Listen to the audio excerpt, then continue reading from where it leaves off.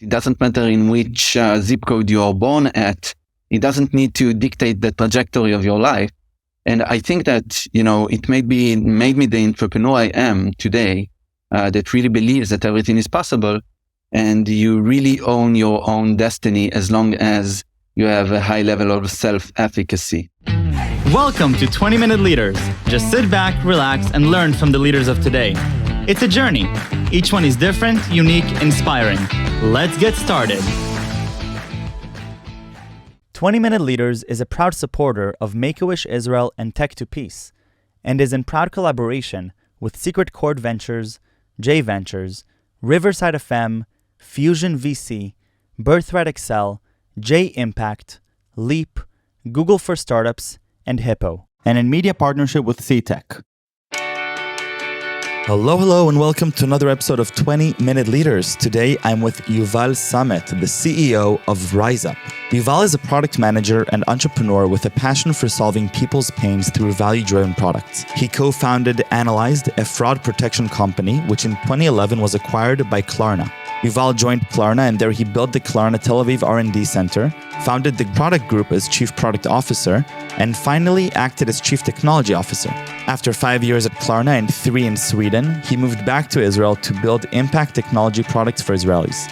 In 2017, he founded RiseUp, a profit with purpose startup which uses cutting-edge technology to help middle and lower-income Israeli families control their finances and start to save money. He is currently the CEO, and he runs a product leadership bootcamp out of Tel Aviv, aimed to build the next generation of product managers in Israel. Thank you so much for joining me from the RiseUp offices. I'm so excited to hear about your journey, about the journey of RiseUp, the industry that you're in, the insight that you've had, and hear all about it. So again, thank you very much for spending this time with me. Tell me a little bit about yourself as an entrepreneur, even without RiseUp. Who is Yuval? You've taken part in leadership roles in a variety of organizations. Today, You're the CEO of a company. Tell me a little bit about your relationship with sort of the entrepreneurial landscape. Yeah, so honestly, it is a little bit difficult for me to track back when it actually started. My the entrepreneurship bug, I think it was almost always there. I think that I got the present of believing that everything is possible from my mother, and the present of creativity from my father. Growing up, I've never imagined that I would build a startup because, who knew what was a startup back then, 30 years ago, I think. But actually during the high school, we used to write notes to each other, during lessons. And one person that I studied with gave me a call a few years back and told me that she actually has a note from when we were 15 years old. And I actually wrote her that until I turn 30 years old, I will build a company with my brothers, I will sell it, and then I will focus on social change. And to me, it was mind-blowing. I mean, who knew? But I guess it is somehow really ingrained in my DNA. And my brothers are financial services entrepreneurs as well. So I think that it is something about the small apartment in the town of Petah Tikva that really taught us, entrepreneurship. We grew up, with financial hardship at home, but we did find that, the path of creativity. And I think that our parents really taught us how to impact others. And our channel to do it is with technology. So, I also think that, my personal story is a very Israeli story, growing up during the 80s, to parents that, my mother was born in a tent camp in Ma'abara, we call it in Hebrew. And my father came from Poland, and, they did not have any safety network. And, they worked really hard to provide us and educate us. And I think that, it really made me believe that it doesn't matter in which zip code you are born at. It doesn't need to dictate the trajectory of your life. And I think that, it made me the entrepreneur I am today, that really believes that everything is possible.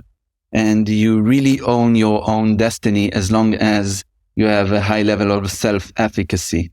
So, when you start a company, it is sometimes hard to admit that the company's story is somewhat your own story. But now when RiseUp is 5 years old and we are helping, serving dozens of thousands of people already, I know that my story is really a deep part of RiseUp. And I love that. Yeah, and now I admit it. In the early days of the company, it was much more difficult for me to admit for some odd reason.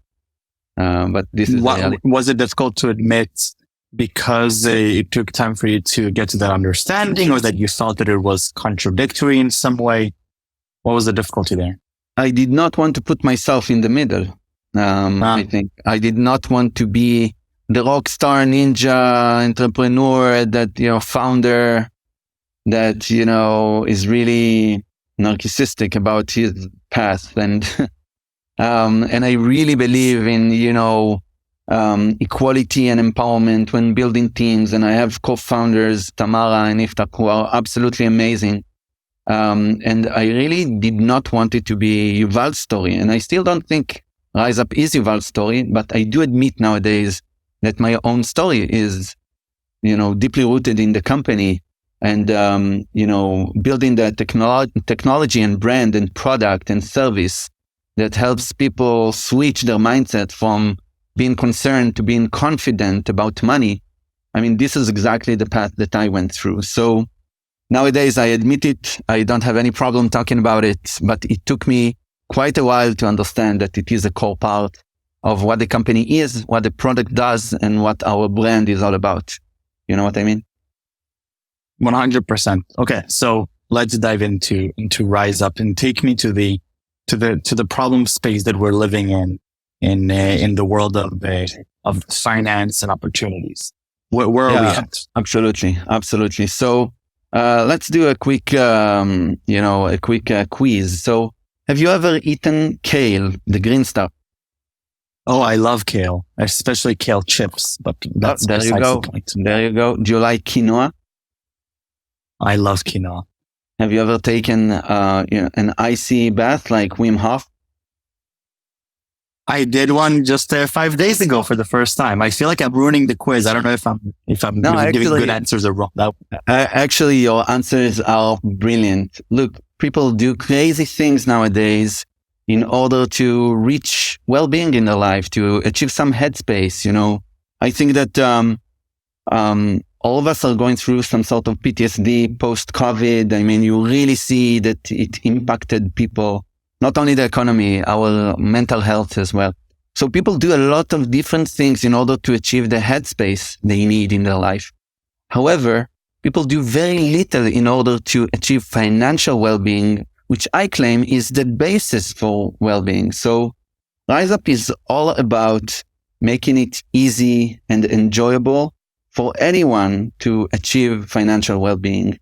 And the way we do it is by connecting to your bank account and credit card data, aggregating it, slicing and dicing it, and identifying the things you should be concerned about and helping you to switch them to a point of confidence. So it is all about managing a positive cash flow, helping you making it even more positive, and then direct the surplus of your cash flow to the right financial assets.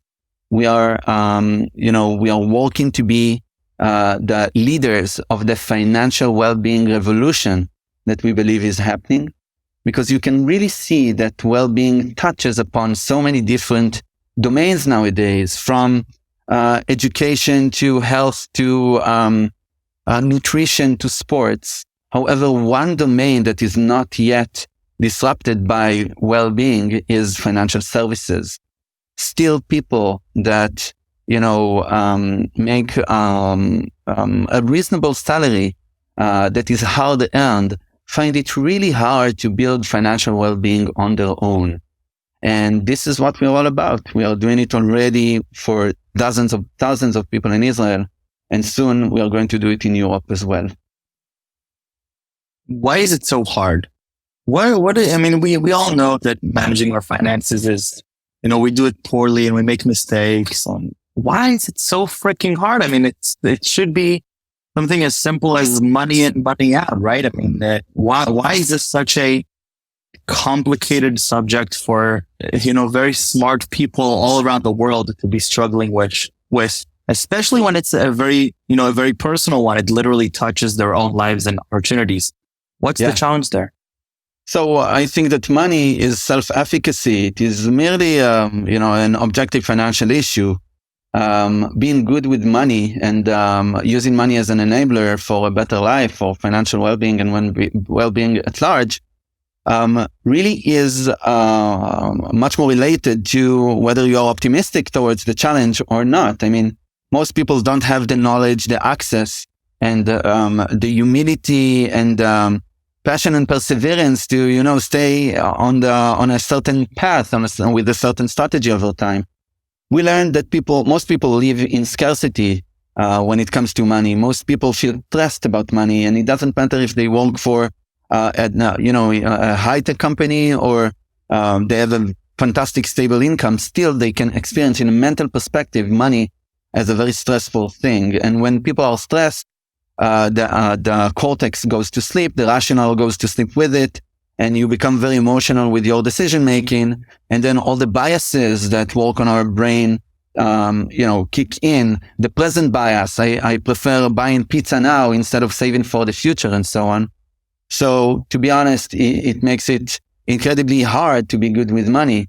When the Vanguard people have a saying that I really like, the index fund, the ones that invented the concept of investing with an index, they basically claim that in order to be good with money, you need to do two things that most people really suck at. You need to be humble and learn all the time, and you need to have a strategy that you execute all the time on. Those are things that human beings are usually not really good at.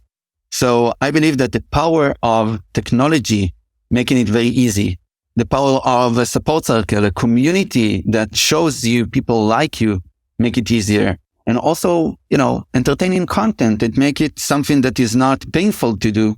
Those are the things that you need to enable in order to help people become better with money. It is not about, teaching them. It's not about financial literacy. It's about providing the tools that are effective to enjoy the financial services that are becoming really a commodity. Because buying a money market fund in order to offset inflation makes a lot of sense for most people. But most people will not do it because A, what is a money market fund? B, how do you buy it? C, what are the tax regulations and implications and so on? It just makes it difficult, and there is a lot of friction with money. So I believe that these are the things that really limit from people to, be on top of it and enjoy it and enable well-being. First of all, I love the insights, and I personally am a huge fan of behavioral economics, game theory, and the irrationality as it plays into the way that we, I love how you framed it at the beginning, asking about, we could take all these crazy, extravagant measures to try and optimize for our well-being and our headspace. Yet, there's things in our day-to-day that are hindering that. What insights over the last several years running RiseUp have you learned about people, humans, that and how you can help all of us, right? What are the different things that you've understood, your key insights on the behaviors that you're now employing through RiseUp that really are making a difference in helping people like us, manage our lives better? So first of all, the realization that it's a self-efficacy challenge more than an objective financial issue is really the core of the theory of change of our product activity model. So what really is self-efficacy, and can you build self-efficacy? So the psychologist Albert Bandura is the one that came up with the self-efficacy theory, and he described 4 components that build self-efficacy. Sense of support, sense of control, individual success, and watching people like you succeed. Because the way we learn as human beings is by observing people like us. So the realization that you can really build self-efficacy is, I think, a fundamental understanding of what we do over here at RiseUp. Because then all the features, everything we do optimizes for building self-efficacy. So it becomes a flywheel of, financial successes in order to build your financial well-being. Let me exemplify things that are unique, unique realizations, insights that you really need to build RiseUp in order to understand. So we look at a segment of customers that are very successful with us, customers that are highly active and are paying for a very long term. And retention in our service is super high over time. So when you look at those successful customers, you learn that they are a part of our Facebook group, what we call our community. People that participate in the group, customers, paying customers that participate in the group are 3 times more likely to be successful. So participating in a community increases the likelihood of success. This is one realization. Another insight is households that have 2 adults in the household. If both of them are members of the service, it increases the probability of success by 5 times. Right? So, wow. It's interesting. When you make the financial issue, the financial challenge, a couple thing, you and your spouse deal with it together, it increases the probability in such high percentages. So these are the type of things that you would never consider as the main levers for being successful.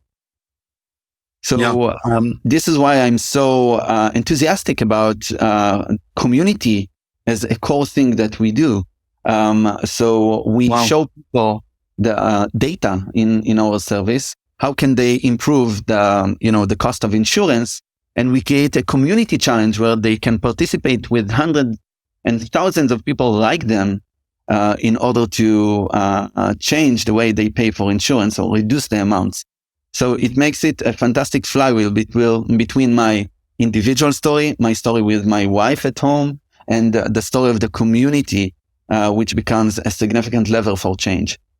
I absolutely, I love it. I love the terminology that you're using, and I love the vision. Tell me a little bit about yourself as a leader. Well, how have you shaped as a leader over these years as a CEO? What have you discovered about yourself? So, when we started RiseUp, someone asked me, what is the thing I find most concerning when building a company again? And I quoted Patrick Lencioni from, the author of The 5 Dysfunctions of a Team, which is really the Bible, in my perspective, of how to build a team and how to enable teamwork. And he talks about, it's not a direct quote, but he speaks about the fact that if you manage to put anyone, every team in a boat rowing in the same direction, you will win any competition in any market at any time. And I think that, building a team that is aligned and feels empowered and inspired to act on the mission of the company is always the biggest challenge, to keep the message coherent and to iterate on it and to make sure that people, execute on the right stuff. It is always difficult. So I think that there are always learning opportunities. Itai, our VP R&D, just gave me very honest feedback a couple of days ago. He told me, look, we need to do 4 things for any, squad leader in our company. We need to inspire them. You're great at that. We need to mentor them. You do it really well as well. But we need to create more clarity and support them better. And you suck at both. And, as an experienced leader and manager, it was, I was very happy to get this feedback because it shows you how you can progress, you can improve all the time. So I think that as a leader, I absolutely respect the fact that whenever you build a team, even if it is the 200th team that you build, still you need to invest as much in the teamwork in order to make it work really well. And I think that we're quite good at it at RiseUp. So as a leader, I think that my theory of how to build great companies through fantastic teams still hold on, and I still have a lot to do to improve on it. I love it. Are you having fun? Wow, type 2 fun, It's like climbing a mountain. In retrospective, it is fun, but the hardship while climbing is usually quite significant. So I do feel in my flow, there is a good match between the skills I have to the challenges we meet. But I cannot say that, every day is 100% fun. We are doing difficult things and we believe that everything is possible. So obviously it is not supposed to be fun all the time, but if you are all about doing fun, don't start a company, especially not in fintech. Yuval, thank you so much. This was so enjoyable. Best of luck with RiseUp and with the vision that you're putting in your theory of change. Really awesome. And I can't wait to share this with the world. Thank you. Thank you.